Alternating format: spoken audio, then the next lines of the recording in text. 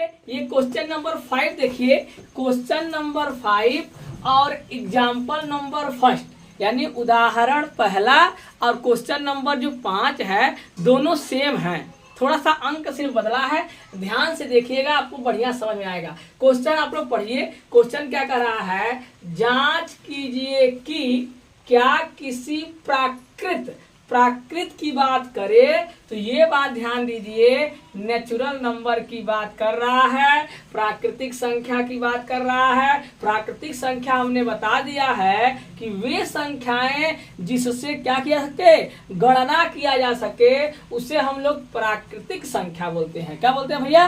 प्राकृतिक संख्या बोलते हैं। तो यहाँ पर ये जैसे 1 है, 2 है, 3 है, 4 है, डॉट डॉट इनफाइनाइट तक ऐसा होता है। ये हमको क्लियर हो गया। प्राकृतिक संख्या n के लिए यानी इन सब नंबर की चर्चा करेगा, इन सब नंबर की बात करेगा।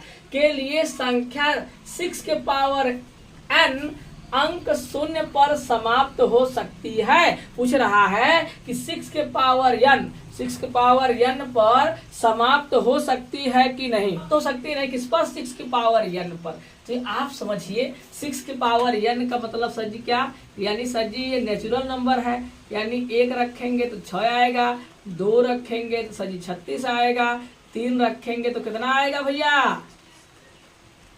6 के 36, 36 छक्का 216 है क्या जी?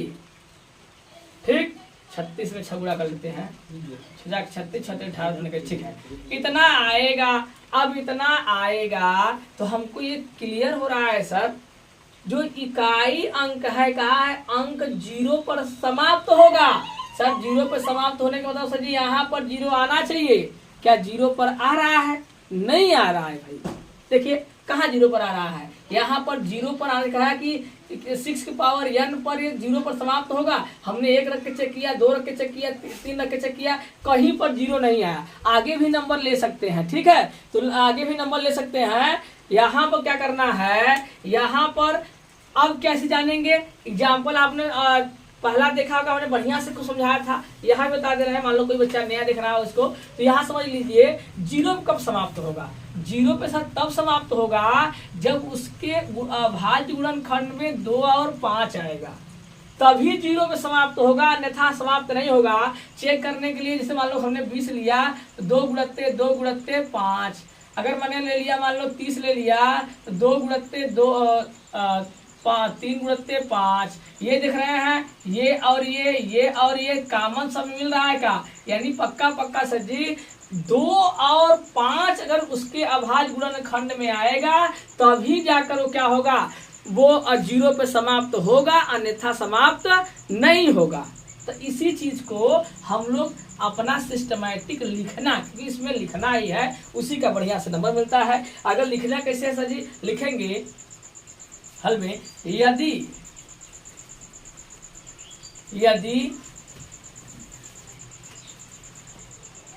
किसी संख्या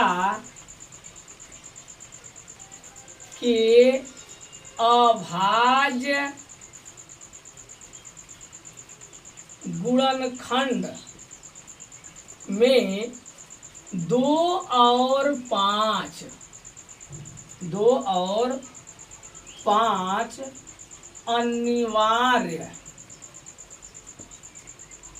अनिवार्य रूप से उपस्थित हो तो वह संख्या 0 पर समाप्त होती है। हमने क्या लिखा, अगर कोई संख्या है और वो उसके अभाज्य गुणनखंड करो, उसका गुणनखंड करो और वो 2 और 5 पर क्या हो जाए, अनिवार्य रूप से उसमें उपस्थित हो, उसमें आए, तब तो सर जी वो 0 पर समाप्त होगा, अन्यथा नहीं होगा। लेकिन इस पर चेक करते हैं 6 के पावर n पर, तो 6 के पावर n पर जब हम चेक किए, इसका अभाज्य गुणनखंड किया तो हमने देखा कि सर 2 तो आया है लेकिन 5 नहीं आया है। 2 आया लेकिन 5 नहीं आया। तो उसी चीज को आप लिखिए, 6 के पावर n के अभाज्य अभाज्य गुणनखंड में 5 उपस्थित नहीं है, अतः 6 के पावर n शून्य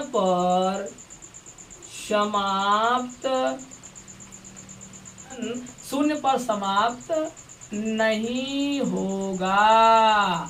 ये शून्य पर समाप्त नहीं होगा, चाहे इसके n पर स्थान पर कुछ भी लेंगे वो कभी 0 पर समाप्त नहीं होगा, क्योंकि सर जी इसके अभाज्य गुणनखंड में क्या नहीं आ रहा है, 5 नहीं आ रहा है, इसलिए 0 पर समाप्त नहीं होगा। ये आपको समझ में आया होगा। आइए हम लोग चलते हैं अगले क्वेश्चन पर।